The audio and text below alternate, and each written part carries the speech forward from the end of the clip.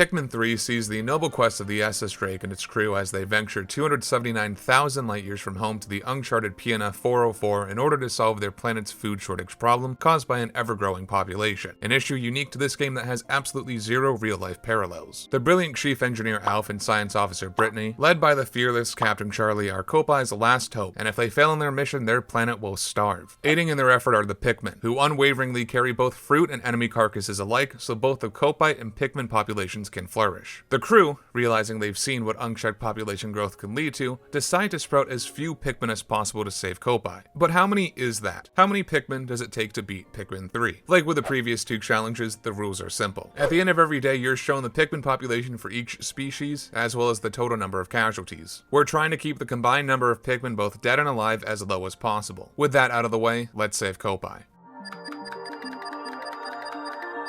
After the SS Drake malfunctions upon entering the atmosphere of PNF 404, we take control of Charlie as he awakens in the frigid, distant tundra. He encounters a group of 30 yellow Pikmin and we're given a tutorial on how the game works. As we do this, I'll address the elephant in the room. I'm playing the original Wii U release of Pikmin 3 and not the deluxe remaster that was released on the Switch in 2020. The route and number of Pikmin required is the exact same on both versions, and while it would be harder on deluxe due to the ultra spicy difficulty, I wasn't going to spend 60 USD on a game I already have. Also, I used the Wii Remote and Nunchuck because the infinite whistle range is nice. Charlie then gets freaking chopped by the Vehemoth Phosbat, and we take control of Alph in the tropical wilds. Of course, the question becomes, do those 30 Pikmin count towards the total? I say no, because they don't get counted at the end of the day, either as part of the Pikmin population or as casualties. Also because the Pikmin community doesn't count these 30 when discussing minimum Pikmin runs for this game. Regardless, Alph encounters a red Pikmin, then discovers and frees the red onion. With his 4 buddies, he builds a bridge, finds his Wii U gamepad, and locates the SS Drake. To get past this paper bag, we need 20 Pikmin. This can be accomplished by bringing back all the pellet posies and 3 female sheargrub carcasses. Once we move the paper bag and destroy this dirt wall, we find the SS Drake. However, it's missing its cosmic drive key, the MacGuffin needed for the ship to achieve warp drive and make it back to Kopai. We do also make contact with Brittany, then blast into lower orbit, ending the first day with 20 red Pikmin. Day 2 has us venture into the Garden of Hope to locate Brittany. We begin by having our Pikmin destroy this dirt wall by base, while the other half kill this dwarf bulborb and start carrying this pile of bridge fragments. Once that pile is exhausted and the wall is felled, the other pile of bridge fragments gets carried. While Pikmin return to piles after they're depleted, you can simply whistle them right after they drop off their pieces so you don't need to run back to the pile. After the bridge is built, we sneak up on and preemptively kill this bulborb before it can harm us, and destroy this wall. Past the wall, we stumble upon both Brittany and a sunseed berry. We enter this cave and get jump scared by a Medusa Slurker. Killing it rewards us with 6 rock Pikmin, which are used to free their onion. We toss some red Pikmin onto the sunseed berry, then, using our new friends, we begin destroying this crystal wall. After the first crystal wall is destroyed, we start on a second, only to be rudely interrupted by the sunseed berry making it back to the Drake. But while the rock Pikmin work on that one, we run around this bend to find another sunseed berry, which we begin to carry back. These Scutterchucks are imbeciles and are not a threat whatsoever, so they can be ignored. Upon breaking the second crystal wall and freeing Brittany, we're given a tutorial on throwing leaders, then have our red Pikmin begin carrying this face wrinkler. This bridge on the other side of Brittany's cage doesn't have to be built, and it's much faster to not do so. We return to base and destroy this crystal wall. After a deluge of cutscenes, we toss Alph and all our Pikmin across the gap and begin breaking down this dirt wall and crystal. The fiery blowhogs nearby are not an issue and can be totally ignored. Brittany returns to base to get the red Pikmin who have successfully acquired the sunseed berry and face wrinkler, then tosses them to Alph who puts them to work on the wall in this pile of bridge fragments. After the bridge is built and the wall is torn down, we discover a data file from Captain Olimar, then encounter the armored Maudad. This fight is pretty easy, even with 26 Pikmin. You can easily avoid its pincers and throw rock Pikmin at its tail. Once that armor's broken, you can just charge your Pikmin onto its tail when it stops on the wall. Its big lunge can be scary, but as long as you move perpendicular to it, you'll be safe. Just like that, we conquer our first boss, and begin carrying back the Data Glutton and the Fire-Breathing Feast. Alph takes a detour to wail on a yellow Wollywog, then he and Brittany distract this fiery blowhog as our Pikmin pass, just to be safe. The Data Glutton and Fire-Breathing Feast make it back right as the day ends. We blast off, having acquired 6 Pikmin and 4 fruits, putting our total number of Pikmin at 26. On our third day, we explore the newly discovered distant Tundra to search for Captain Charlie. Unfortunately, while descending, the Drake clips a rock and Brittany falls off the ship and into a cave. Luckily, she lands not 10 feet from some yellow Pikmin and their onion. Using the 5 that are just chilling there, we awaken the onion by completing this circuit. Then, I spent the next 15 minutes trying to clip out of bounds. See, typically you need to sprout 20 yellow Pikmin to move this iron ball so it breaks the wall and Brittany can escape. But 20 is kind of a lot of mouths to feed. So, what you can do instead is carefully run up this wall, which allows you to climb the edge of this cave, then use some funky loading zone shenanigans to leave the cave with the wall still intact, letting us progress with only 5 yellow Pikmin, not 20. After escaping, Brittany puts the yellow Pikmin to work on this electric gate. Alph puts 7 red and 3 rock Pikmin to work on this tunnel, then tosses the remainder over to Brittany. Brittany's Pikmin kill the swooping snitch bug, then both leaders get to work on breaking crystals. Once Brittany's crystals are broken, she has her Pikmin carry back these bridge fragments, then heads over to meet up with the yellow Pikmin. Once Alph breaks down the crystal wall, he has his Pikmin kill these 2 pyroclasmic slooches and this joustmite, then carry this pile of bridge fragments. Meanwhile, Brittany sneaks around these Arctic cannon larvae and has her Pikmin kill this whip-tongue bulborb. The Arctic cannon larvae actually can't kill Pikmin, as their snowballs simply carry them away, and the whip-tongue bulborb can be easily stun-locked by continuously throwing Pikmin at its eyes. Any Pikmin it's started to eat will be saved when it gets stunned. They can be like fully in its tummy and still be rescued. Brittany then has her Pikmin carry this pile of bridge fragments. As she does that, Alph's Pikmin finish their first pile and he has them break these 2 crystals, kill the fiery blowhog, and carry back the second pile of bridge fragments. Brittany's Pikmin, having completed their side of the bridge, knock down this velvety dream drop and dig up this Cupid's grenade, and carry them as close to the Drake as they can. Finally, Alph's Pikmin finish the bridge, Alph tosses Brittany up here, and the Pikmin push this iron ball, which opens up a new cave. With not much time left, we use the golden candy pop buds in the cave to turn 10 red Pikmin yellow, then complete this circuit to grow these bluminous stemples. The day ends and we blast off, having sprouted 5 Pikmin, but technically only 3 were sprouted, the other 2 were just kinda chilling, and acquiring 0 fruits, putting our Pikmin total at 31. This day was kinda scuffed, I'll admit. My original goal was to beat the Vehemoth Phosbat, but the out of bounds clip at the start of the day was so obnoxious that after getting it once, I didn't want to reset. I'm kinda slow on Alph's side, which makes me twiddle my thumbs with Brittany. If I were to redo this challenge, I would absolutely try to complete this area in one day.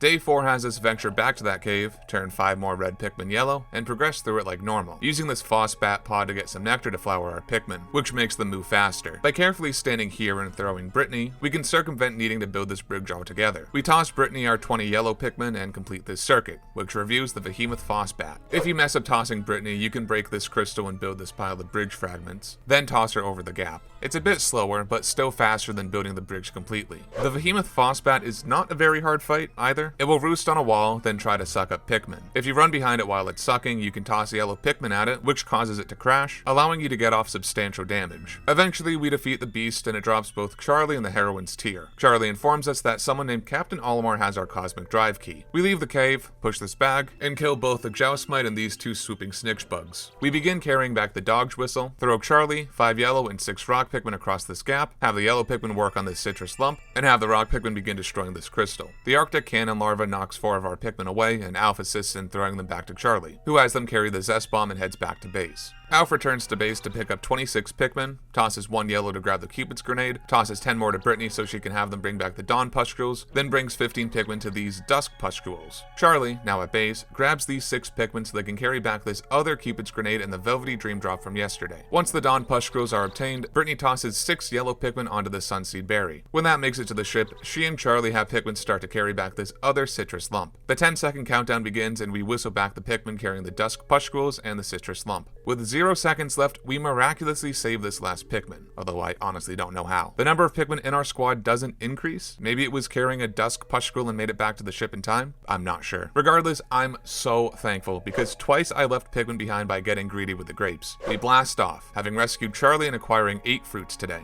It's not 9 because I'm not going to count the Dusk Pushkuls until we get all 20 back, so... On day 5, we head back to the tropical wilds. Our goal this time to kill the area's boss, the Sand-Belching Mere Slug, and also to locate the signal because we're looking for Olimar or something. We begin by tossing Brittany and Charlie across this gap. Brittany has most of the Pikmin begin working on this wall and pile of bridge fragments, while Charlie takes 3 red Pikmin to grab some bomb rocks from this dirt mound. Once the wall is felled, we kill the swooping snitch bug and have our Pikmin carry the second pile of bridge fragments and free this dapper blob. When the bridge gets built, Alph takes some serious knockback and wave dashes like 20 feet, then crosses it, and, using all 3 leaders, we're able to push this bag to use as a ramp, use our bomb rocks to blow up this reinforced wall, and kill the nearby whip-tongue bulborb. All the leaders and Pikmin reconvene, we grab a couple more bomb rocks from this dirt mound, then head to the sand-belching Mearslug's arena. The sand-belching Mearslug is also not a particularly difficult fight. When it creates a sinkhole, you can toss a bomb rock to get off decent damage and stun it, then charge its limp body for even more damage. The sandballs it shoots can't kill Pikmin either, and charging it whenever it does that attack is free damage. Keep your distance and it'll go down in no time at all. Once the beast is no more, we carry back the folded Data Glutton and as much of the Crimson Banquet that we can with our measly 31 Pikmin. After all that makes it back to the Drake, we return to grab the rest of the Crimson Banquet, although the day ends before it can be claimed. We blast off, having acquired one fruit and further expanding the Drake's range. On our 6th day, we begin exploring the Twilight River, the area we discovered yesterday. We take all our Pikmin and head out, immediately spotting a pink onion that appears to be in a jam. Our goal for today is to get it out of that jam. We kill these 2 dwarf orange bulborbs, ride this lily pad, have our rock Pikmin begin breaking this crystal, kill this puffy blowhog, and enter the cave. The puffy blowhog isn't scary, as it cannot kill, or even deflower, your Pikmin. Inside the cave, our yellow Pikmin complete this circuit, which grows some luminous stemples, allowing our Pikmin to carry this pile of bridge fragments. We leave the cave, grab some bomb rocks, blow up this joust-minded reinforced wall, and have some yellow Pikmin work on this electric gate. Once that gate is broken, we have our rock Pikmin work on this crystal concealing a dapper blob, while some yellow Pikmin carry this pile of bridge fragments. Don't worry about the yellow wollywogs, they're imbeciles and are incapable of killing our yellows. Don't get me wrong, they can easily kill them, but they're too slow and stupid to. After the bridge is built, we cross it, kill these desiccated skitter leaves, then use our rock Pikmin to kill this arachnode. Rock Pikmin work the best by far, as other Pikmin can spell misfortune, as this clip will tell. With it killed, we free the pink onion and sprout a winged Pikmin. We need exactly 10 winged Pikmin, which can be achieved by carrying back 2 1 pellets and 1 5 pellet. There are no pink candy pop buds to be found, so we need to get 10 the old-fashioned way. As we sprout them, we have Brittany and Charlie whistle the Pikmin who built the bridge and return to base. With 10 winged Pikmin, we reveal this lesser mock bottom and remove the dam, allowing us to head downriver. Right after removing the dam, we get a FaceTime call from Captain Olimar, who tells us he's stuck at the top of the tree. The entire crew reconvenes and we head downriver, seeing the massive tree Olimar is stuck atop. With not much time left, we move this paper bag, create a shortcut, carry this delectable bouquet, and tear down this wall. We blast off, having sprouted 10 winged Pikmin and acquiring 3 fruits today, bringing our Pikmin population to 41. Now, there is an out-of-bounds skip that can be done with Brittany and Charlie, which circumvents the need for this bridge to be built, but I elected not to do it. I thought it would be more interesting to build the bridge with only 31 Pikmin, and the reason I went out of bounds with Brittany in the distant Tundra was to cut down the number of Pikmin I could use. Skipping this bridge does allow you to complete the Twilight River in one day, however. Our goal on day 7 is to rescue Captain Olimar. We return to the Twilight River, use the shortcut we made yesterday, and kill this arachnode. Winged Pikmin are your best bet when killing these guys, although if they scamper low enough you can use rock Pikmin to speed things up. We throw our yellow Pikmin at this nectarous dandelion, which gives us some nectar to flower our winged Pikmin. Our yellow Pikmin work on this electric gate, our winged Pikmin kill another arachnode and begin carrying these bridge fragments, and our rock Pikmin break this crystal hiding the blonde imposter. Once all 3 tasks are done, the yellow and red Pikmin start breaking down this dirt wall, and the rock and winged Pikmin carry the blonde imposter close enough to base so it'll be easy to grab later. After the dirt wall falls, the winged Pikmin lift up this clipboard, and we have some yellow Pikmin carry these bridge fragments. Don't lift up the other clipboard, that one's just a prank. We have the winged Pikmin kill these Scornets before they start carrying the other pile of bridge fragments. The Scornets are more annoying than they are scary, as when there's only a couple left, it is so annoying to lock onto them. Eventually, the bridge is built and we can go save Olimar. Gatekeeping Olimar is the Scornet Maestro, the easiest boss in the game. It'll try and target your group and send swarms of Scornets at you, but this is so easily cheesed. The Scornet Maestro only targets your active leader, so what you can do is have 2 groups, one that's just a leader and the other with all your Pikmin. Have your lone leader be active while the Scornet Maestro is targeting you, and your Pikmin will be safe. Just make sure the leader you're using as bait has an EpiPen, you know, in case they're allergic to Scornet stings. You can laugh now. Each cycle you can only do a quarter of the Scornet Maestro's health, so it'll take 4 at the minimum. It took me 5 because I'm bad. Once the Scornet Maestro is defeated, we can carry Olimar in the Seed Hive. There are also 40 million Scornet corpses, and you need to be oh so vigilant when tossing Pikmin onto Olimar in the Seed Hive. One stupid red Pikmin nearly carried a Scornet back to the onion, which would have made me reset the day. This was a certified Steve moment. Unfortunately, the day ends before we can rescue Olimar, and Alph writes this silly data log lamenting the fact. Originally, I just rolled with this, and on day 8 we returned to the Twilight River once more, collecting Olimar, most of the fruits in the area, and 5 ultra spicy sprays, which increase Pikmin's speed and power. After that I ended the stream. Oh yeah, I streamed this entire challenge over on my Twitch channel, twitch.tv/cowfoodyum. I do silly stuff like this over there all the time. But after sleeping on it, I concluded it was super lame that it took me 3 days to rescue Olimar, so I replayed day 7. Pikmin 3 has this really nice feature where you can go back in time and replay any day you want, splitting the timeline and letting you alter the course of your playthrough. This second day 7 is nearly identical to the first, except I don't destroy this electric gate and don't break the crystal hiding the blonde imposter. I also kill the Scornet Maestro in 4 cycles, not 5. Once it's beaten, I grab these 4 bomb rocks again to blow up the reinforced wall protecting the tremendous sniffer, begin destroying the electric gate, and use winged Pikmin to reveal and carry back the searing acid shock. The tremendous sniffer doesn't quite make it back to the Drake, and the day ends. We blast off, having saved Olimar and acquiring 2 fruits today. Now, there's another out-of-bounds skip you can do that circumvents needing to build this bridge as well, but I also elected not to use it. Again, I thought it would be more interesting to navigate the challenge of building this bridge with only 41 Pikmin.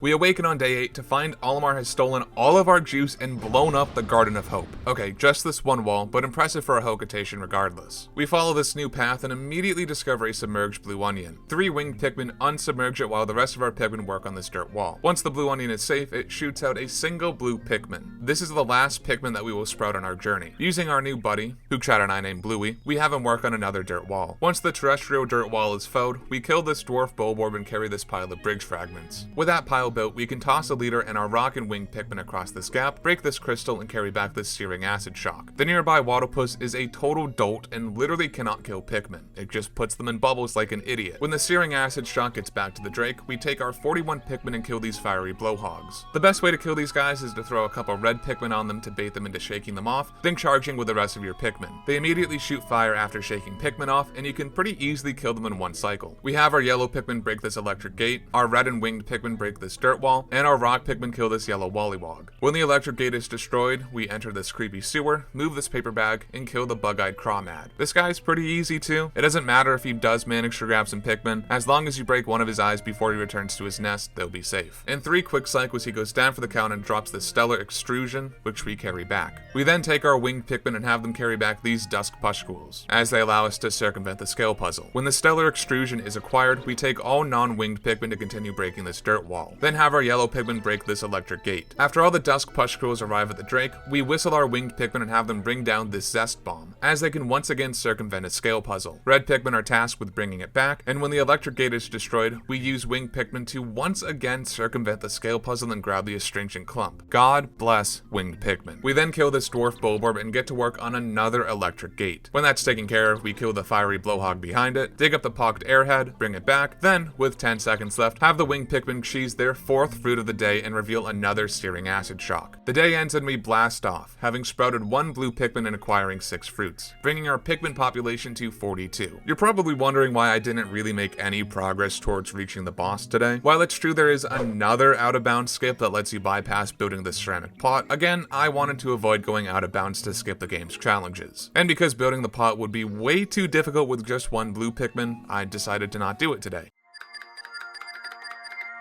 Day 9 sees us returning to the tropical wilds. Yeah, we're gonna put a pin in the whole locating Olimar thing because we're gonna need some more blue Pikmin to actually locate Olimar in the first place. We're going to the tropical wilds because that's where the only accessible lapis lazuli candy pop buds are. We begin by killing this whip-tongue bulborb, digging up the pocked airhead, grabbing a couple bomb rocks, and carrying back the rest of the Crimson Banquet. Then we run back to base, leave a leader, grab the Pikmin with bomb rocks and the Pikmin who have just delivered the pocked airhead, run over by the mock bottom, leave another leader, toss 1 Pikmin on both this dirt mound and this nectar egg, then throw our 2 bomb rocks at this reinforced wall and have the rest of our Pikmin dig up this dirt mound. When the Crimson Banquet makes it back to base, we whistle all those Pikmin and bring them over to the mock bottom. Using our winged Pikmin once more, we can avoid using blue Pikmin and have them carry the mock bottom back to the Drake. Then we send 1 leader to base to meet the winged Pikmin. We grab these bomb rocks, making sure Bluey the blue Pikmin gets one, then give him some nectar so he isn't so slow. We throw 1 more bomb rock at the reinforced wall, destroying it, then begin carrying these bridge fragments. Once the winged Pikmin carry the mock bottom back, luck, we bring them into this cave to carry the Velvety Dream Drop, then have them carry this Cupid's Grenade. We send Bluey over to this wall to blow it up with his bomb rock, and once this pile of bridge fragments is exhausted, start carrying this pile, kill these Scutter Chucks, and start digging up this Face Wrinkler and Dirt Mound to grab some more bomb rocks. The winged Pikmin, having carried both the Velvety Dream Drop and Cupid's Grenade, begin carrying the Dawn Pustules. With these bomb rocks, we run over and blow up this orange Bulborb, then have some yellow Pikmin start destroying this electric gate. We throw a leader on this scale, weigh the other side down with some yellow Pikmin, then bring over the winged Pikmin to knock down this Stellar Extrusion, which we begin carrying one half of back. The winged Pikmin help bring the Scaly Custard down, then we enter this stump and fight the Meduso Slurker inside. We kill it and carry back the Juicy Gaggle it was hoarding, the Scaly Custard, and the other half of the Stellar Extrusion. Then use our other 2 bomb rocks on this reinforced wall. With not much time left, we dig out this tunnel, use one last bomb rock to destroy the reinforced wall, grab our 5 red Pikmin, who are just chilling by the waterfall all day because I forgot about them, and have them carry back this Lesser Mock Bottom. We also take our winged Pikmin past the wall that Bluey blew up, and use these Lapis Lazuli Candy Pop Buds to turn 9 winged Pikmin blue. Right as the day ends, the Lesser Mock Bottom makes it back and we end the day, having collected 11 fruits. We can only use winged Pikmin on the Lapis Lazuli Candy Pop Buds, as any other Pikmin type will drown before they make it over. And while we might have been able to kill the calcified Crushblat with a more optimal route, I'm happy with how the day went. With 10 blue Pikmin, we return to the Garden of Hope once more. We take them and kill this bug-eyed Crawmad, which, even with just 10 blue Pikmin, is not that hard. We have them carry this pile of fragments. Then kill these 2 Sputtlefish and this Wattlepuss. If you lock on and charge the Sputtlefish, they go down in seconds, and the Wattlepuss is a stupid idiot. The blue Pikmin destroy this dirt wall, then carry back a second pile of fragments. Once this pod is constructed, we toss over a leader and our 6 rock Pikmin. On the other side of the gap is a peckish Aristo Crab, one of the few enemies in the game that actually eats Pikmin quickly. I lost countless attempts to this guy, but the easiest way to deal with him is to use rock Pikmin to break his claw, which renders him completely useless. Once killed, we can toss the rest of our Pikmin across and build the bridge. After the bridge is built, we carry back the Scaly Custard that the peckish Aristo Crab dropped, as well as the Searing Acid Shock that the bug-eyed Crawmad dropped, and the Lesser Mock Bottom that the winged Pikmin revealed on day 8. The last thing we do is kill these puckering Blinnos so we can safely haul this Sunseed Berry to the Drake. We blast off, having acquired 4 fruits today. Day 11 took me almost 3 hours to beat. Our goal for the day is simple: kill the Quaggled Mireclops, which I incessantly refer to as Glenn Quagmire on stream, and which I will incessantly refer to him for the rest of the video. However, it is so unbelievably easy to lose Pikmin to this guy. So here's the strategy I cooked up after all this time. When the fight starts, immediately throw as many blue Pikmin onto Quagmire's foot as you strafe left. Blue Pikmin won't drown in the puddles he makes by stomping. As soon as those blue Pikmin get shaken off, throw as many red and yellow Pikmin onto that same foot. It's preferable to have him stomp counterclockwise, but clockwise can work as well. The red and yellow Pikmin should be able to knock Quagmire down before they get shaken off. Before you throw rock Pikmin at Quagmire's crystal, whistle all your Pikmin that fell off the foot. You'll end up losing Pikmin if you don't always have your entire squad by your side. Throw rock Pikmin at the crystal until Quagmire starts slurping. This part in the song will give you the warning that a slurp is coming, so be on the lookout for that. Retreat to a safe distance and don't stop whistling. Rock Pikmin take so long to come back to your side after throwing them at a crystal. I can't tell you how many times I lost an attempt over a rock Pikmin trying to be a hero. As soon as the tongue passes, keep throwing rock Pikmin. Sometimes Quagmire will slurp twice, but eventually the crystal will shatter and the fight can really begin. As soon as you regain control, strafe left. Quagmire will almost always do his little dash first, followed by a big old plop. Right as his foot crashes down, throw as many red, yellow, and blue Pikmin onto it as you can. If you get on enough, Quagmire should collapse before those Pikmin are knocked off. After he collapses, do not approach until you have whistled your entire squad. Now, using yellow Pikmin, throw them at his little strawberry doodad. Don't stand in the inner circle with your leader, as you'll be knocked back when Quagmire shakes them off. I used yellow Pikmin because their higher throw arc lands them on the strawberry more consistently. Winged Pikmin are really good for this fight, but we kinda only have one at the moment. Whenever Pikmin get shaken off, make sure you whistle them before continuing your attack. You need to make sure you know where your entire squad is at all times. When he starts slurping, whistle any Pikmin that aren't attacking the strawberry and retreat. Those on the strawberry will be safe. When Quagmire gets up, he'll stomp one of his feet. After the stomp, throw as many red, yellow, and blue Pikmin onto the foot that stomped as possible. With any luck, he'll go down immediately. If he doesn't, chase that foot while throwing blue Pikmin. If you see him slurp slowly, that means he's gonna do 2 laps with his tongue. Once his health gets low enough, he'll do a little gallop and leave the arena center flooded. You can safely toss blue Pikmin into the giant puddle and attack his weakened foot. Regardless, after so many attempts, we finally beat Quagmire, and he drops the Wayward Moon and Captain Olimar. We'll carry them back and have our blue Pikmin come around here to kill these puckering Blinnos and carry back this citrus lump.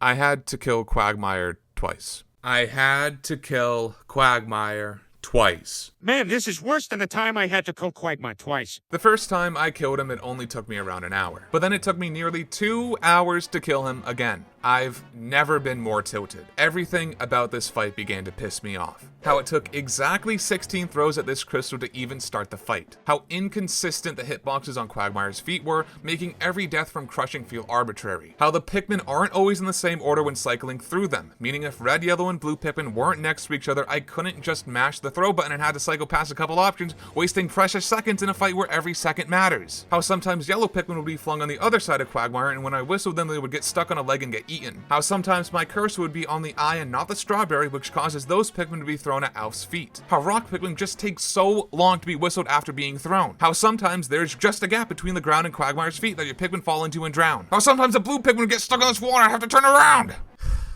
Such a difficult boss. But I finally beat him, carried back the Wayward Moon and Olimar, killed the Spuddlefish, built the bridge, killed the Wattlepus, pushed the tin, carried some Ultra Spicy Berries, got an Ultra Spicy Spray, and ended the day. We blast off, having acquired 1 fruit. I also realized today that I forgot to lift this clipboard, meaning I'll have to come back with some winged Pikmin, which is why I didn't even bother with the citrus lump again. Also because I was terrified I'd lose a Pikmin to the puckering Blinos and all that. Later that night, we learned that Olimar is actually Louie, and the real Olimar is in the Formidable Oak with our Cosmic Drive Key. But we have a lot to do before we go there and save Olimar.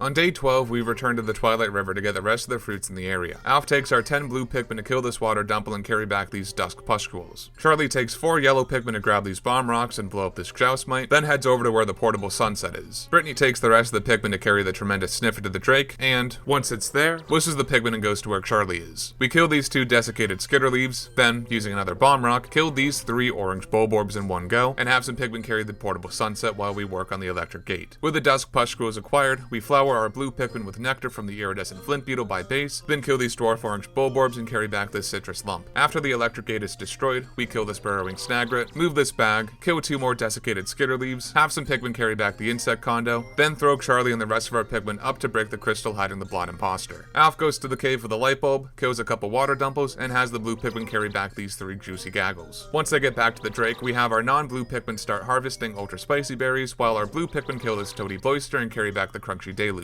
The toady Boister is also an idiot and not a threat whatsoever. The crunchy deluge is the last fruit in the area, and we can spend the rest of the day harvesting ultra spicy berries. The day ends and we blast off, having acquired 10 fruit and 5 ultra spicy sprays, and completing the Twilight River.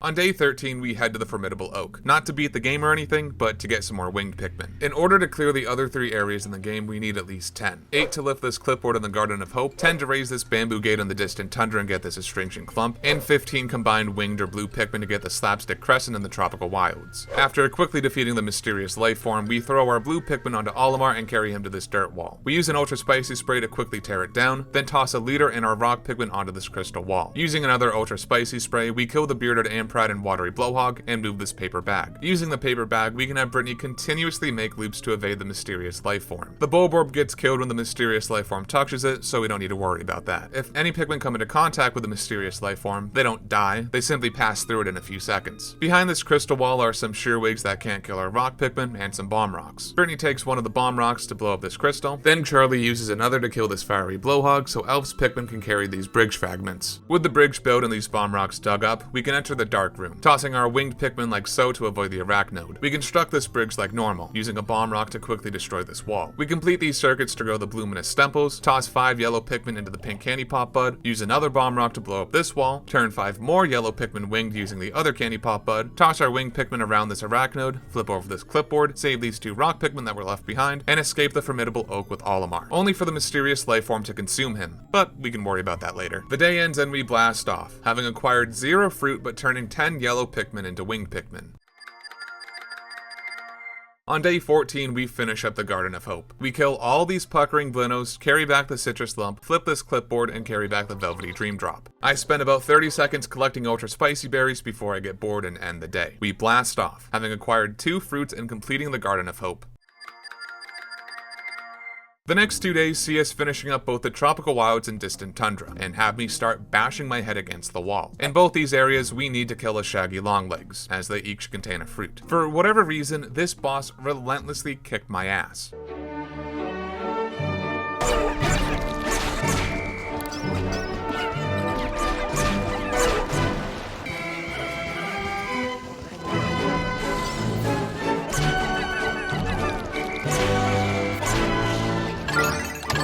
This is the strategy I ended up using. Start the fight by throwing a leader into the center of the arena to trigger the shaggy longlegs. If you just run in there with your Pikmin, they can get stomped. Then use an ultra spicy spray and throw red, yellow, and blue Pikmin at its legs in quick succession. Rock Pikmin don't work because they bonk off the legs before climbing, and winged Pikmin refuse to attack its legs for whatever reason. Whenever your Pikmin break one of its joints, it gets stunned, allowing the Pikmin on its other legs to continue their attack in peace. During this stun, whistle the Pikmin who were knocked off and throw them back on the same leg. If you're quick enough, the shaggy long leg should keep getting stunned, which interrupts its shake animation. If it does shake your Pikmin off, it's almost always GG. The Pikmin scattered to the four winds, and whether or not you can whistle them, at least one's gonna get stomped. After all 8 joints are destroyed, use another ultra spicy spray and charge your winged Pikmin at its bulbous belly. Done and done. I truly don't know why they gave me so much hell. I think it must have been a mental block or something. Anyway, on day 15 we head to the tropical wilds. After killing this whip-tongue Bulborb, we grab a couple bomb rocks, which are used on the orange Bulborb and one of the shaggy long legs' legs. One bomb rock destroys a leg's joints, and while there are enough bomb rocks in the area to blow up all 4 legs, we're gonna need them for other stuff. And we blow up the orange Bulborb because he sucks. Upon the shaggy long legs' death, we have our yellow and red Pikmin carry back the disguised delicacy it drops. Using our rock Pikmin, we kill the 2 Scutter Chucks, have our blue Pikmin dig up these bomb rocks, and bring 2 leaders plus our rock Pikmin to this dirt tunnel we dug out on day 9. Using the bomb rocks our blue Pikmin have, we trick this moronic peckish aristo crab into grabbing and eating a bomb rock and freaking blowing up. That's not food, dickhead. It drops a zest bomb. With another bomb rock, we blow up the slapstick crescent, because in Pikmin, blowing up is the same thing as digging. With our 20 combined winged and blue Pikmin, we have just enough to carry both a zest bomb and slapstick crescent. Our leader punctures the nearby yellow Wollywog and fiery blowhog to distract them. Ideally this works, but as you watch this footage you can see that did not happen. Nice going, Alph. As those fruits are carried back, we send Alph back to base and switch to Brittany and Charlie. We toss Charlie and the rock Pikmin up here and begin attacking the armored cannon larva. This guy literally cannot kill our rocks. When it dies, it drops a velvety dream drop. Charlie's text makes it seem like you're supposed to use all 3 leaders to get up here and squash the bug, but I don't see the point. You'd have to be a real jerk to do that. With everyone back at base, we have Charlie take our blue and winged Pikmin back to the area with the Lapis Lazuli candy pop buds. Brittany and Alph take the rest of the Pikmin through this tunnel, killing the pyroclasmic slooch in it and the male shearwigs on the other side of it. Using an ultra spicy spray like a big baby, we kill the Bulborb and its dwarves, then take back the delectable bouquet. Make sure to whistle back the Pikmin that can't figure out how to grab onto the fruit, as one of my attempts failed due to this yellow blockhead carrying back a sheer grub corpse. Charlie deftly dodges these puckering blinos, and, using our last bomb rock, blows up part of the calcified Crush Black's shell. From there, we use an ultra spicy spray and swiftly kill it. If you decide to use rock Pikmin like the game intends, it can take quite a while. Our winged Pikmin carry the searing acid shock it drops, which bypasses the need to kill the puckering blinos. With Alph and Brittany back at base, we have Pikmin carry back the velvety dream drop, then spend the rest of the day harvesting ultra spicy berries. We blast off, having acquired 6 fruits today and completing the tropical wilds.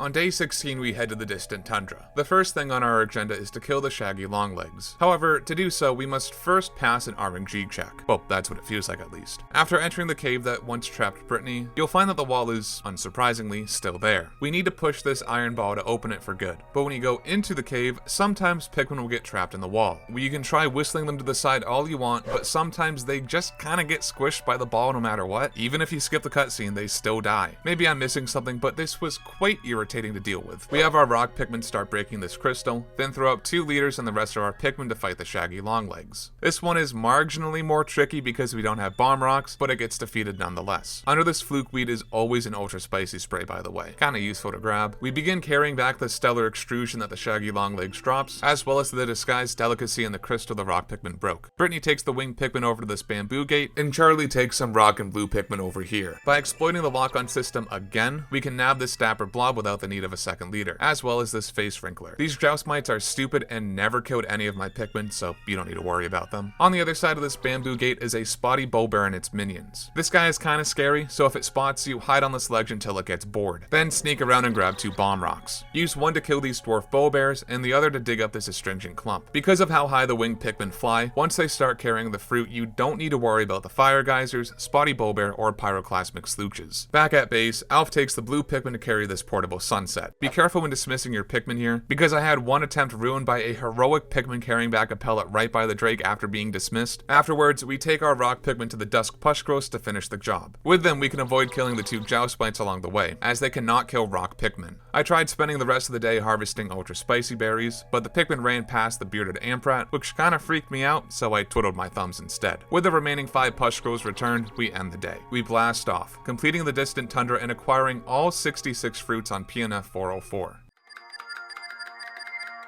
Our last day on PNF 404 has us return to the Formidable Oak to kill the Plasm Wraith, who has been very patiently waiting for our return, rescue Captain Olimar, and secure our Cosmic Drive Key once and for all. And it took me 7 hours. Unsurprisingly, the Plasm Wraith, final boss of Pikmin 3, is the hardest boss in the game. What makes the fight so hard is not necessarily the precision needed, although it is quite precise, it's the length of the fight. The Plasm Wraith is a marathon. To actually damage it, you need to destroy the globs of goo it drops. After attacking enough, it shakes off a bunch of goo, but then quickly inhales it again. Once it gets to about 3/4 health, it starts creating these elemental plasms, which require specific Pikmin types to destroy. Upon their destruction, they drop mad goo. The Plasm Wraith also has this poke attack that kills every type of Pikmin, save rock. Here's the strategy I ended up using. During the first phase of the fight, keep strafing around the Plasm Wraith to avoid its poke attack while throwing Pikmin at it. When it starts to shake them off, whistle them immediately. If Pikmin get thrown off, they'll be stunned and susceptible to a poke attack. Use your rock Pikmin as a distraction and have your other Pikmin attack the goo. Once the Plasm Wraith starts creating elemental plasms, have your rock Pikmin act as bait while your other Pikmin attack them. Of course, all this is easier said than done, and I would constantly lose 1 or 2 Pikmin to a stray attack. I had 2 ultra spicy sprays, but never used them because I didn't know when it would be optimal. If I had more rock Pikmin, the fight would have gone better, but I didn't have that foresight and didn't want to spend another day in the tropical wilds sprouting 15 more. Eventually, after getting the Plasm Wraith to red health for the umpteenth time, I again lost a few Pikmin due to carelessness. After 7 hours of fighting this creep, I had lost all patience and just continued the fight, aggressively accumulating Pikmin losses, even getting a red Pikmin extinction. With literally 7 seconds left in the day, we kill the Plasm Wraith, rescue Olimar, get our Cosmic Drive Key back, and head back to Kopai as heroes. I know it's a bit of a letdown to lose Pikmin in the final battle, but a 13-minute gauntlet requiring perfect gameplay was just too much for me. And that's coming from the guy who spent like 3 hours grinding for Pokos in the Citadel of Spiders. Also, that Pikmin extinction? It didn't count towards our total in the final results screen. We ended up with only 9 Pikmin left and suffered 33 casualties. Red Pikmin are extinct. RIP Steve. But 9 and 33 make 42, which is how many we started day 17 with. So, in total, it took 42 Pikmin to collect all 66 fruits and beat Pikmin 3, and we did so in 17 days. Even if we hadn't gathered all the fruits, the total still would have been 42. This was by far the hardest Pikmin game to do this challenge with. Granted, a lot of that was self-imposed, as I really wanted to push myself to beat this as fast as possible. With 42 Pikmin, it's possible to gather all fruits in 11 days, but that involves going out of bounds twice in Twilight River and once in the Garden of Hope. My original goal was to do it in 15 days, and I could have done so if I hadn't forgotten about the clipboard in the Garden of Hope, and if I had beaten the Vehemoth Phosbat in 1 day. The difficulty in this game came not from the enemies, save the 3 bosses that whooped my ass, or hazards, like in Pikmin 1, as Pikmin are simply more resilient in this game, but from how much I try to get done each day. Having 3 leaders constantly doing stuff provides 3 times the opportunities to lose Pikmin. That being said, this was my favorite of the 3 to do. Pikmin 3 is easily the best in the series, as having 3 leaders allows you to really push your strategic planning and logistics to the max. Planning out each day was so much fun, and the frustration that Quagmire, the Shaggy Longlegs, and Plasm Wraith provided was always undermined by how fun it is to collect 10 fruits in 1 day. Also, if you want to watch the full segmented run, I have the link to it in the description. There's also a link to this 46 Pikmin 10-day run that I referenced while completing this challenge. That video is nuts, and I highly recommend it. I really wish I could have beaten the Plasm Wraith deathless, but oh well, what the hell. Take care.